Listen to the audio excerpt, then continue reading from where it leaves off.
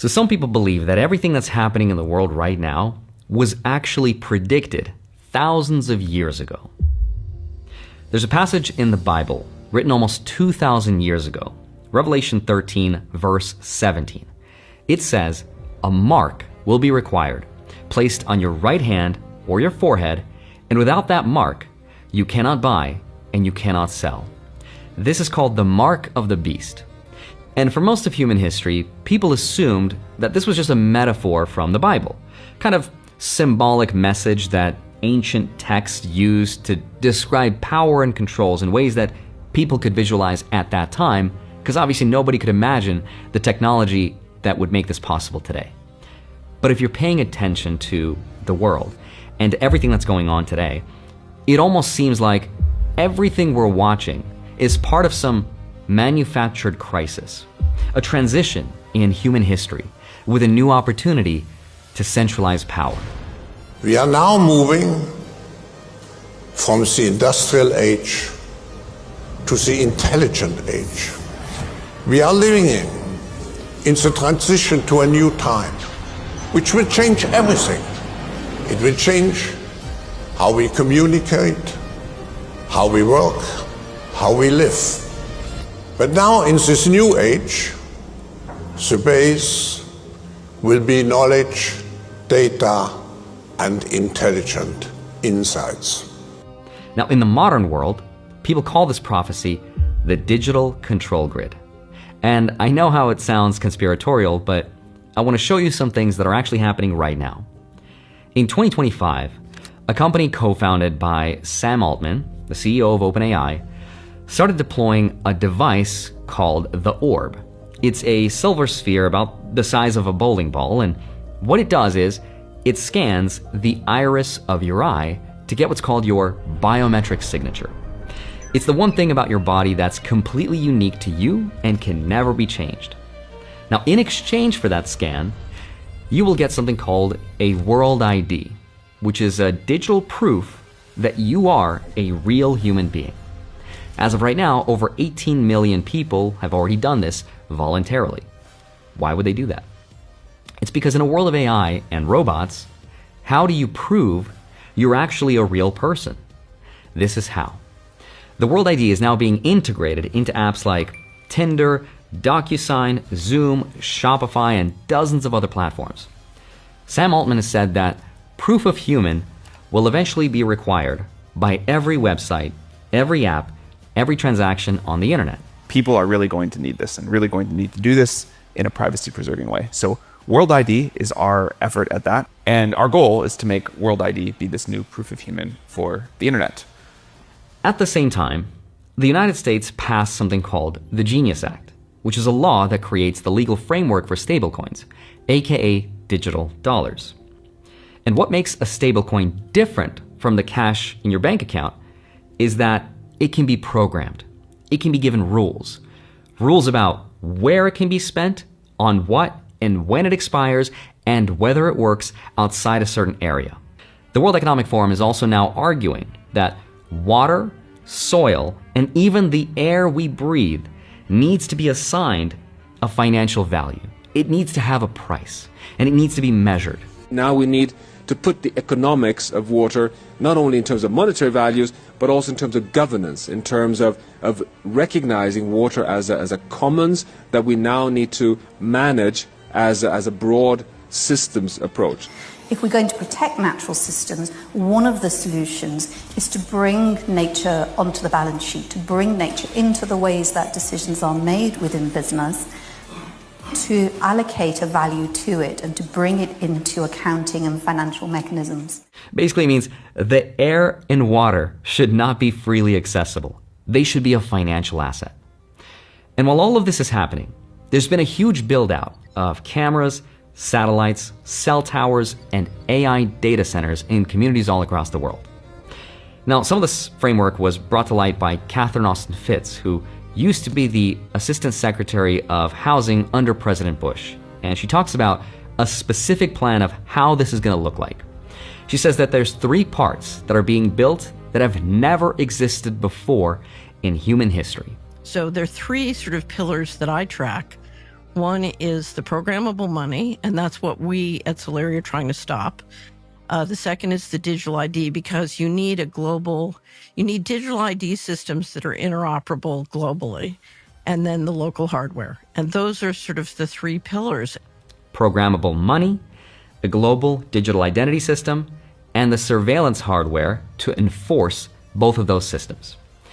And she says that when all three are complete, the people who control that system, aka the central planners, those people will not need laws to influence society. They're not going to need the police or the courts. If they want you to do something, and for some reason you're not doing it, they'll just turn off some important aspect of our lives. Whether it's the money we use, the IDs we need, or they could just restrict our ability to buy and sell or travel somewhere unless we comply. My ministers will also proceed with the introduction of digital ID that will modernize how citizens interact with public services. That's why some people believe that this was a prophecy that came from the Bible.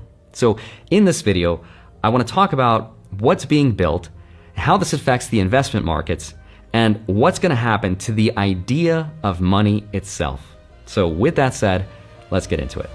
Hi, my name is Andre Jick. Hope you're doing well. Come for the finance and stay for the mark of the beast. Okay, I want to start this video with a little preface. I'm not saying that a digital ID is automatically evil. I'm not saying that a digital dollar is the end of freedom. I'm not even saying that Sam Altman is some bad guy building the mark of the beast.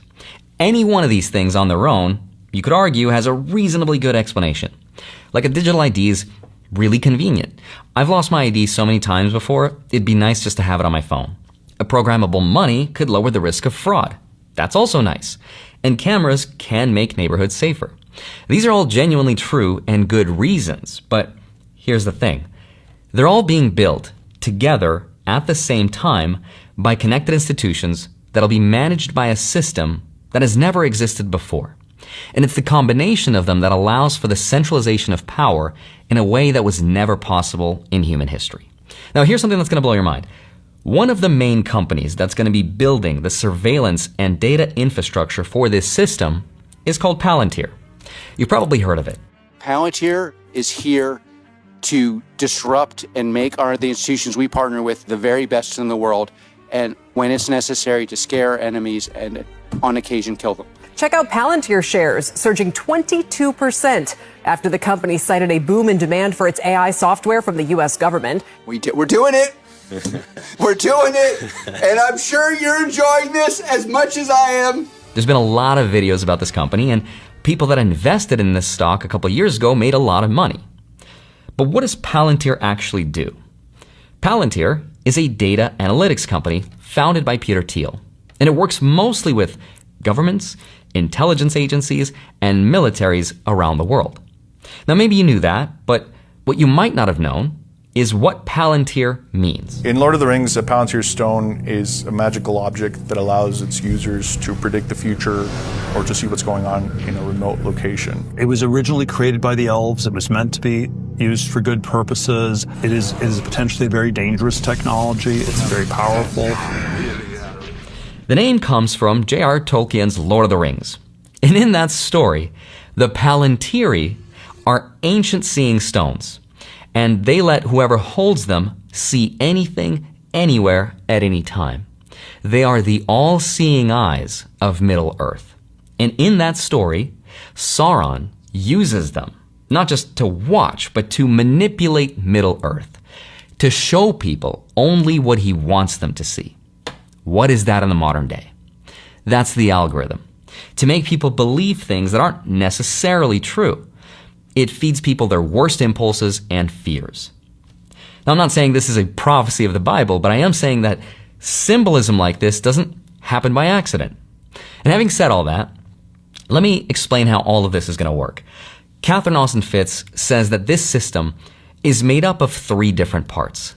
And I think the easiest way to understand the digital control grid is to look at each one of them separately, and then I want to show you how they all connect.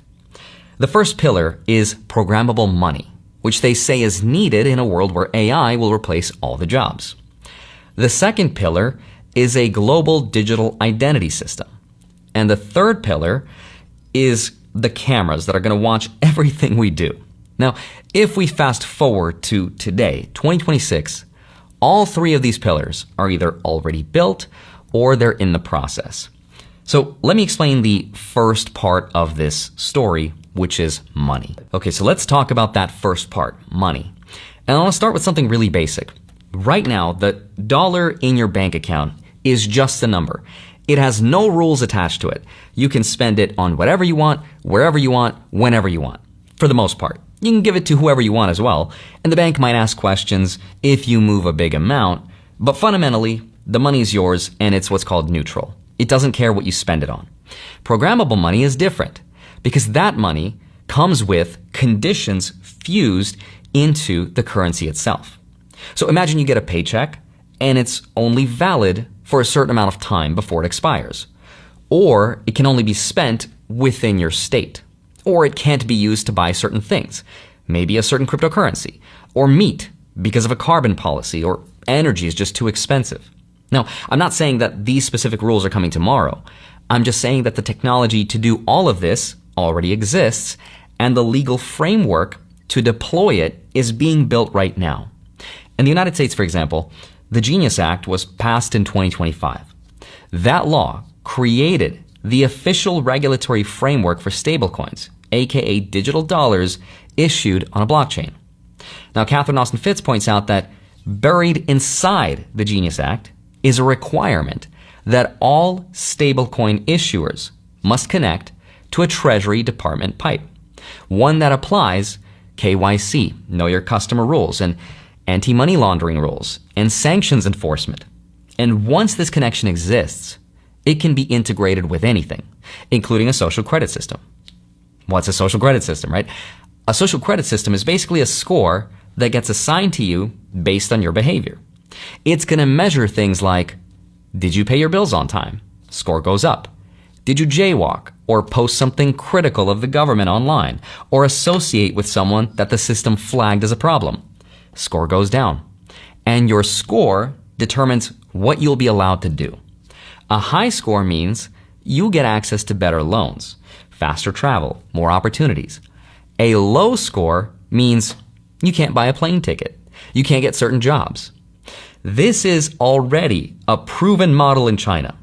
Once you're blacklisted, you can no longer get a bank loan, start a business, buy an apartment, or even send your children to a private school. In fact, over 30 million flights and train trips were blocked in a single year because of this system. They want you, quote, on your best behavior. Citizens will be on their best behavior because we're constantly recording and reporting everything that's going on. Now, the stablecoin companies say that they would never do this, but the infrastructure to do this is already technically possible. Now, at the same time in Europe, Christine Lagarde, the president of the European Commission, said, and this is a direct quote, "It is essential to swiftly adopt the regulation on the establishment of the digital euro." It is thus essential to swiftly adopt the regulation on the establishment of the digital euro. And all of this is sort of framed as innovation, right? As a necessity for the changing world order. Now, beyond this ability to program money, there's actually another reason why central planners want to do this. And the theory behind why they want to do this is to be able to offload their debt onto the rest of the world. And that's because in 2026, the United States government is running a deficit that is completely unsustainable. Foreign countries that used to buy U.S. Treasury bonds, the countries that buy our debt, the debt that funds our government, they're now buying less of it. The traditional wholesale market for U.S. debt is getting smaller. And it's getting smaller because nations are trusting the U.S. less and less, especially in the context of the Iran war. So how do you save the empire? Stablecoins. Еще раз простыми словами, у них сейчас валютный 35-триллионный долг, они его загоняют в крипту в облако, обесценивают и начинают с нуля. Because if you can get hundreds of millions of people around the world to hold your digital dollars on their smartphones, which are essentially just treasury bills wrapped in an app, you've just found a new market for U.S. debt. That's where private corporations will be able to issue their own coins and pay their own yields with their own perks and benefits, and that's how you can export your debt into the global retail market. And that props up demand for treasuries. It preserves dollar dominance. And as a bonus, every single transaction will be visible, trackable, and in theory, programmable. Larry Fink, the CEO of BlackRock, which is the biggest asset manager in the world, has already said that they plan to eventually trade all stocks and all bonds as digital tokens on the blockchain. And that means every stock, every bond will have its own, basically, CUSIP. It'll be on one general ledger. Every investor, you and I, will have our own number, our own identification. Every stock you own, every bond, and every asset will be on a programmable ledger. That is a multi-$100 trillion market. And once it's there, the rules that govern your money can be changed at any time by whoever controls that system. So that is the first pillar. It's the money. The money is the foundation. But to make it work, you need to know who is spending what. Which brings us to pillar 2. Pillar 2 is identity. Because here's the problem that programmable money creates. If our money's digital and it has rules, you need a way to enforce the rules on the right person. Because the system needs to know that you are you. You're not an AI behind some deep fake. Which means the money part and the identity part have to be connected. And this is not speculation. The Bank of International Settlements, which is basically the central bank of all central banks, it's the granddaddy bank. And the United Nations, right? Both of them have put out documentation that digital IDs and CBDCs are designed to go together. So how do you build a global identity system? Because people would never vote for that. The way you would do it is that you make it so convenient and so useful for everyday life that people will line up voluntarily to hand over their biometric data, which is exactly what's happening. Go back to World ID. Sam Altman's company did not launch this as a government program, right? They launched it as a solution to a real problem. How do you prove that you are a human being in a world full of AI? It's a genuinely good question. And the answer he came up with is scan your eyeball, get a credential, and use it everywhere. Tinder uses it so that you know your match is real. DocuSign uses it so that contracts are tied to verified human beings. Zoom uses it so you know that the person on the other side is not a deepfake. Right? Every single use case is completely reasonable, which is why 18 million people have already signed up to it. The dangerous part about it, though, is that you're giving a private company a biometric signature that is unique and irreplaceable. With a password, for example, you could change it any time. You can get a new credit card, but you can't get a new set of eyeballs. And once the data exists, once it's been harvested and collected, it can be subpoenaed, hacked, or even sold. It can be given to the government. And the company's privacy policy today does not guarantee what happens to your data in 10 years, under different laws, under different political conditions, right? And biometric collection is not just coming from World ID. You might have noticed that every time you travel, you get your biometrics taken. Things like fingerprints and facial recognition. It's everywhere in almost every country you visit. That's already the standard at most international borders. So now the question is, how does this connect to the first part? Scott McCullough says, when the next pandemic comes, and there will be a next pandemic, maybe the hantavirus or whatever they'll call it, it'll be way more digital of an experience than the last one. When the next, when Fauci's next pandemic shows up, whether it's next year or the year after, I can assure you that we're going to have another effort to impose this kind of control state. And this time it will probably be far more digital. And those of us who choose not to comply, whether it's a vaccine or a quarantine or something else, they will use this infrastructure to deny access to your basic human rights. Because all of this is technological, though, there doesn't have to be a law. We saw a preview of this with vaccine passports. In some countries, you can go into a restaurant or a gym or a concert without showing a digital health certificate. Some people were forced to get vaccines, otherwise they were not allowed to come to work. But that was temporary, though. The infrastructure that made this possible is now permanent. So when you combine Pillar 1 and Pillar 2, what you get is a system where every transaction you make is attached to who you are and what you've done and whether you're in compliance. But there's still one more thing. None of this will work at scale unless there's some physical infrastructure that can monitor everything you're doing in the real world. And that's Pillar 3. So Pillar 3 is the hardware. Right now, there is an arms race to build out energy and AI infrastructure. Why? If you ask the optimistic investor, they might tell you, well, because money, stock markets, profits, efficiency, right? But if you ask a pessimistic investor, they might say, do you really think that there is an arms race for energy so that you could use Claudebot and image generators more efficiently?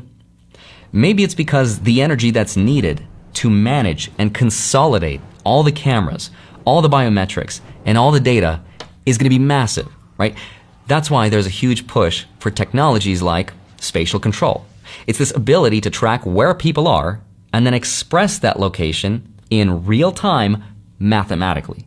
The FCC has been trying to override controls on where cell towers can be placed, so they can be installed every 400 to 700 feet, which would be close enough together that your phone's location can be triangulated at all times, indoors or outdoors, and whether you have location services turned on or not. There's even Wi-Fi, which can apparently locate where you are in real time inside your own house. And then above that, there's now commercial satellites that can beam Wi-Fi directly to devices on the ground, which means even if you have no connection, the network can still reach you.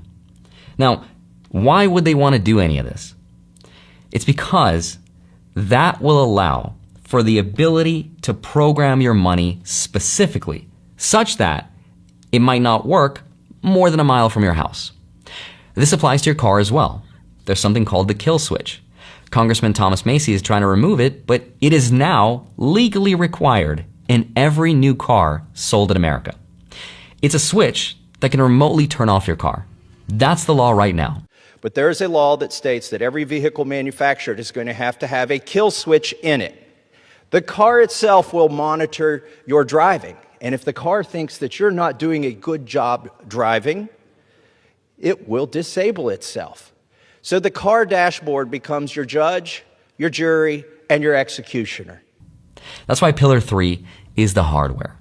Because think about what it actually takes to run a social credit system at scale, tracking hundreds of millions of people's financial transactions, their physical movements, their online behavior, their compliance status, and then you have to apply different rules to different people in real time.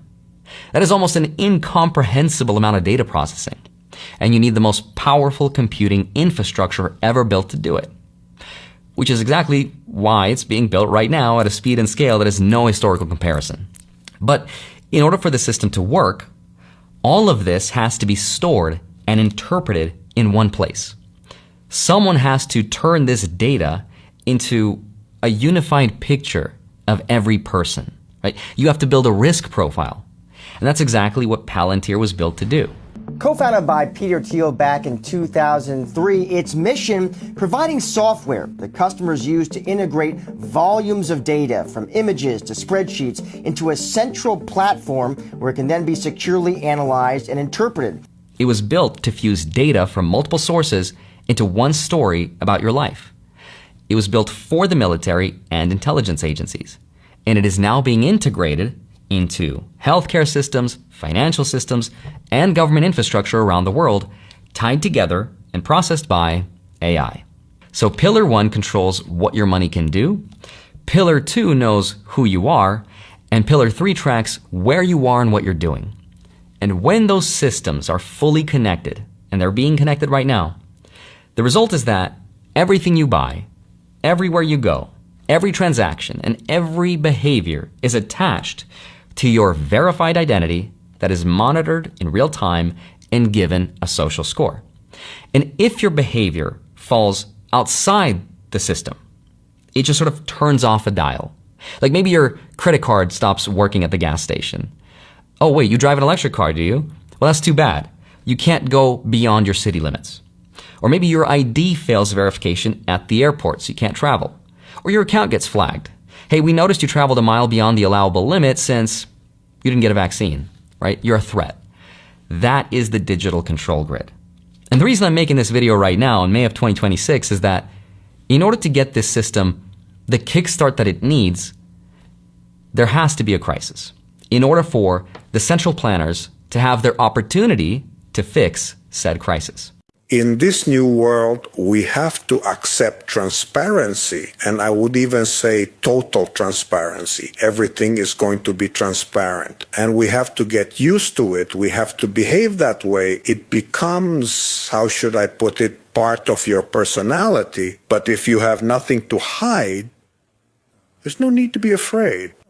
So tying all of this together, one of the most interesting theories I've seen that explains what's happening in the world today is not just for the military-industrial complex and its profits. It's not just for an energy disruption and a rerouting. It's basically for the event that makes all of this possible one way or another. And the countries that are trying to resist the vassalization into the financial markets will need to eventually get in line. Because think about what happened during COVID. Within weeks, governments around the world rolled out contact tracing apps, vaccine passports, emergency powers, digital health certificates, things that would have taken a decade to pass through normal legislation, but they were passed instantly because people were scared. And scared people accept things they would never accept otherwise. That was a test. And a plausible theory is that the Hormuz closure is doing the same, but it's putting pressure financially. Because supply chains are disrupted again. Food prices are going up, and they're becoming digital at the grocery stores right now. Gas is also back at near record highs. Consumer confidence just hit its lowest level since 2008. And foreign countries that used to buy US debt are buying less of it. The debt to GDP ratio has now crossed 125%. And what all that does is it creates financial stress and a consequence. That consequence is an impossible choice for the central bankers. Do you save your currency or do you save your bond market? Because you can't do both. If you raise rates to defend the dollar, the bond market collapses. If you cut rates to save the bonds, the dollar loses value. So which one are they going to pick? I think that's one of the main reasons why the stock market could be going up. Because the market is betting that they're going to pick devaluing the dollar and saving the bond market is the only way out. Option number 2, right? And while we bail out the bond markets, the central planners have no choice but to continue the build out of this digital control grid. And how devaluing the dollar looks like to us is the price of everything, the price of stuff, including assets, goes up. This is the system's way of fighting back. We are digitizing and uploading this debt onto the rest of the world with CBDCs, devaluing the dollar, and the markets are ripping. So I guess time will tell if this prophecy is going to come true.